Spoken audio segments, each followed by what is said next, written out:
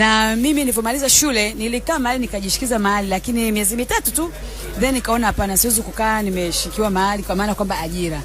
Nikaamua niingie mtaani, lakini sio kuingia mtaani, nikaamua kuongea na mzazi, kwa sababu wakati mimi wakati nakuja hii ilikuwa imeanzishwa na marehemu baba yangu. Aha, okay. Lakini yeye alifariki, then ikawa kama imezubaa kidogo biashara.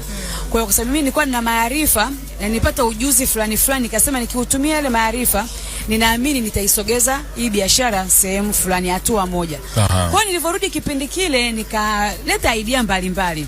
Lakini sasa unajua unakuwa na ambition kubwa, mawazo makubwa, alafu huna resources, yani huna hela. Kwa hiyo by then sasa naongeza kipindi cha zamani, kipindi hicho 2009 nikaona kuna fursa ya mahitaji ya jengo la mikutano. Kwa hiyo sasa sikuwa na pesa ya kujenga. Kwa hiyo nikaenda kwa watu wa pesa, nika process mchakato kama miaka 4, nikaweza kupata pesa, nikajenga jengo la mikutano ambalo liko hapa nyuma yangu hapa tulipokaa.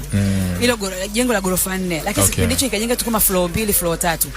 Nikaenda baadaye nikaja nikaongeza tena hela, nikaona fursa ya ukumbi. Kwa hiyo nikaomba tena pesa, nikaweza kujenga huo ukumbi tena wa sherehe za harusi. Basi nikaenda hapo, tayari miaka 10 imeshapita.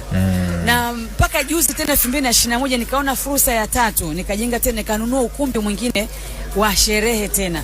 Kwa hiyo sasa nzima huyo ndo Haika. Haika ni mtu ambaye ni wa maono, ni very ambitious, lakini ninachukua step moja at a time. Yani unasema ukiwa unatembea unaweka mguu mmoja mbele kwenda, yani mguu mmoja, yani one step at a time.